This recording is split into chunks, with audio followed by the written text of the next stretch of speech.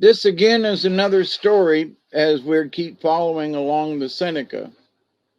And this is a story called The Buffalo Women, told by Titus. The characters are the little people, fairies, Dezogdiagon, the ancient of bears, Naguahia, the false face. We've heard about these folks before, the wind people, Shagadawiga Gawa, and Buffalo, Djiagogawa. A boy and his mother lived near the Allegheny River at a place called Caradon. One foggy morning, just at daylight, the boy went to the river. He heard rowing and soon saw two little people, Dizzyargon, coming in a stone canoe. They came to near where he was standing and landed. One of them said to him, "We have come on purpose to talk with you, for you are up early mornings. We are on a buffalo hunt. There are three buffaloes, two old ones and a young one that ran underground. If they stop in this part of the country, they will destroy all the people, for they are full of witchcraft and poison. A great many years ago, your grandfather chased these buffaloes, but he could not overtake them. 2 days from now, come to this place early in the morning and we will tell you about our hunt." When the time came, the boy went to the river, and soon the two little men came to him and said, "We have killed the two old buffaloes. The young one escaped, ran off toward the west. We let him go, for only a common man can kill him. Now we are going home." The little men got into their stone canoe, rowed away, and were never seen again. Sometime after that, the Senecas collected a war party to go against the Cherokees. One of the party was the best runner of the Senecas. Before the party reached the Cherokee country, they met the Cherokees, and every Seneca was killed except the fast runner. He escaped from the enemy, got out of reach, and started home on a different trail from the one uh, trail, different from the trail the one the party had taken when coming. The third day, near noon, he came to a deer lick and sat down to rest. As he sat there, he saw tracks that looked like the tracks of a very large bear. He got up and followed them till they stopped at a tall elm tree. Then he saw that they were not the tracks of an ordinary bear, but one of the old kind, the great bear, the Nagawahi. And he thought, "No matter if I die, I will see this creature." The tree was hollow. The man climbed up and, looking into the hole, saw the bear. It had no hair and its skin was as smooth as a man's. The Seneca thought, "I mustn't bother this creature. I'll go back to the deer lick." He hurried down the tree and ran off as fast as he could. As he ran, he heard a terrible noise and, looking around, saw that the animal had come out of the hole and was following him. Going back some distance, he ran forward and sprang into the deer lick, sinking almost to his waist in the mud. He couldn't get out of the lick and could only, with great difficulty, take a step forward, dragging one foot after the other. When the bear came to the lick, it sprang at the man and sank in the mud. It worked its way to the middle of the lick and there sank out of sight. When the man reached solid ground, he ran till he came to a fallen tree. Then he sat down and began to think. He didn't know what to do. He had nothing to eat, and he was too tired to hunt. Soon a stranger came to him and said, "You think that you are going to die?" "I do," he said. "You will not. I have come to save you. Go to where I just came from, off in that direction," he said, pointing to one side. "You will find a fire and over it a kettle of meat. Rest and eat. Men will come and bother you, but pay no attention to them. When you sit down to eat, one will say, 'Throw a piece over this way.' Another will say, 'Throw a piece over this way.' But pay no heed to them. If you throw even one morsel, you are lost. They will kill you." The man went as directed and found a kettle of meat and hulled corn.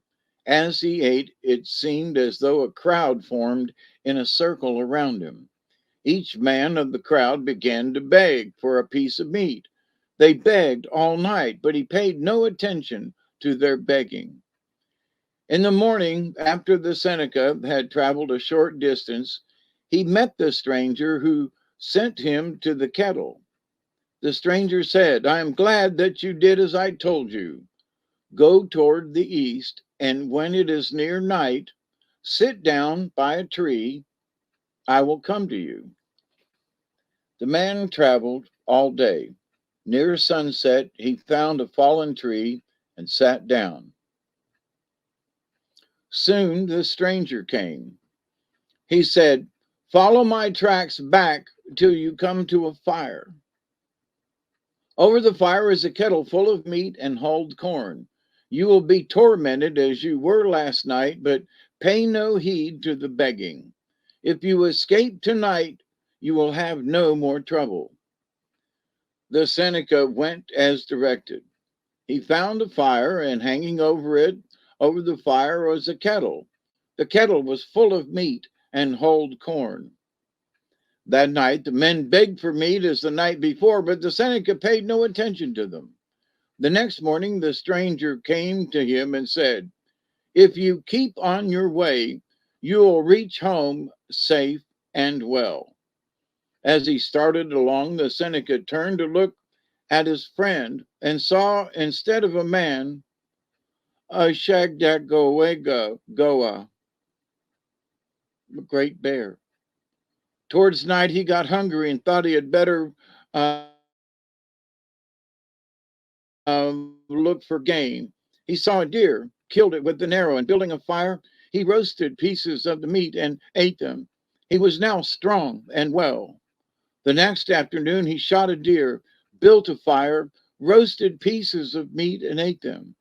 When night came, he lay down by the fire, but he couldn't sleep. After a while, two women came to his fire, and one of them asked, "Are you awake?" "I am awake." "I want you to marry my daughter," said the woman. The man saw that the girl was good looking, and he consented to marry her. He didn't know where to go and thought if he married, he would have company, and after a time might find his way home. The next morning, the mother said, "We will go home." The three walked on until midday. Then they came to a village where it seemed to the young man a good number of people were living. They stopped at one of the cabins. The mother in law said to him, "This is our home. You will stay with us." The young man stayed a long time with his wife's parents. One night he heard the beating of a drum and heard his father in law say, "Hey, hey." The old man seemed frightened by the call.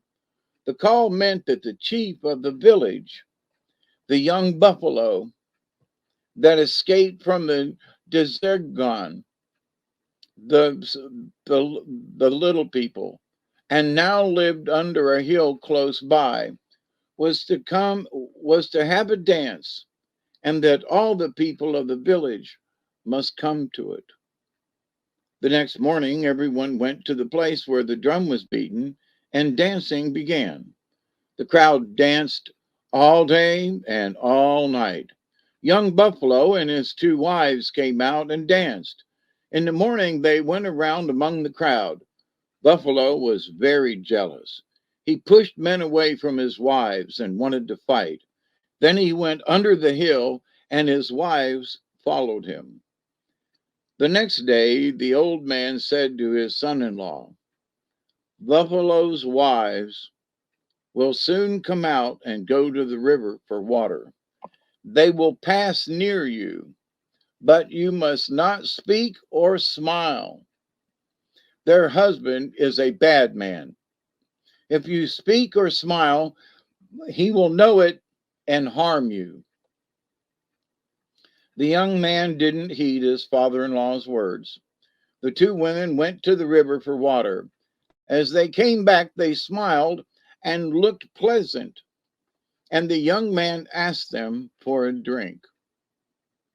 They gave it to him and went on. The old man said, You didn't do as I told you to. Now the chief will come out and say that he is going to challenge a man to a foot race. He will name you.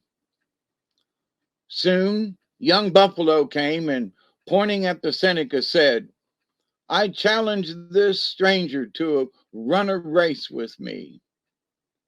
If I am a better runner than he is, I will take his life. If he is a better than I am, he may take mine. We will begin early tomorrow morning and run around and around the hill. The one who is ahead at sundown will be the winner. The old man said to his son in law, You must have an extra pair of moccasins to put on when yours wears out.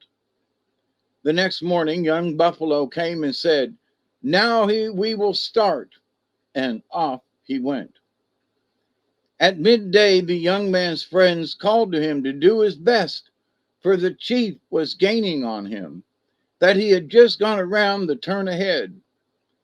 Soon he heard the chief's friends tell him to do his best, for the young man was gaining on him.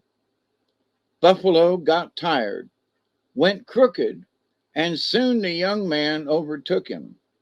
He didn't know how he was going to kill Buffalo, for his side was one immense rib. These buffaloes were not like the buffaloes of today. He shot from behind. The arrow went in up to the feathers. Only a bit of it stuck out. The two ran around once more. As they came near the stopping place, the crowd called to the young man to shoot again. He did, and killed the buffalo. So the words of the Dizogun were true. A common man killed young Buffalo. The people crowded around the Seneca and thanked him for what he had done. His father-in-law said to the crowd, Now each man is free to go where he wants to. The old man and his wife with their daughters and son-in-law went home. Then the mother-in-law said to the young man, Get ready, you must visit your mother. Soon after, the young man and his wife and her mother started. They were 10 days on the road. It was spring, the time of sugar making. When they were near his mother's house, his mother-in-law said, My daughter and I will stop in this swamp. Your mother is making sugar. We will stay here, but we will help her all we can. The young man saw his mother at night and went to the house, leaving the two women in the swamp. In the night, the wife and mother collected all the sap and gathered a great quantity of wood.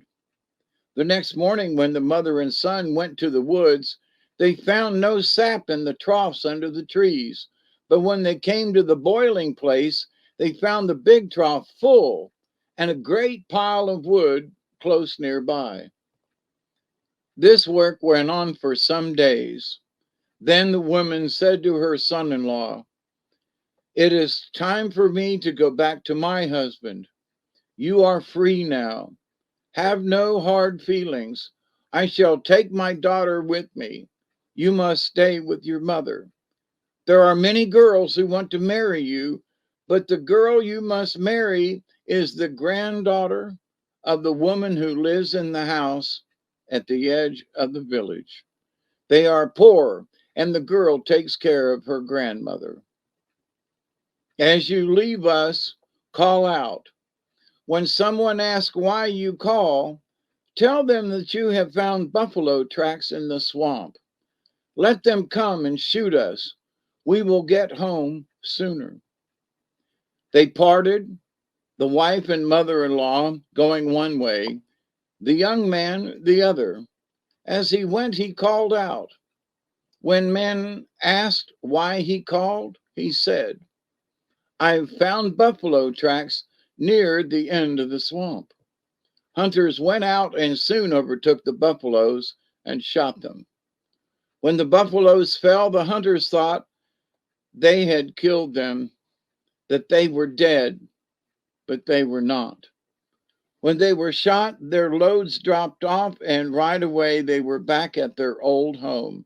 They left their bodies behind, and people ate them, but their spirits went back to the old man and were buffaloes again. The young man had been gone so long that the Senecas thought him a great man. Women wanted him for their daughters, but he refused every offer and married the granddaughter of the old woman who lived at the edge of the village. The end.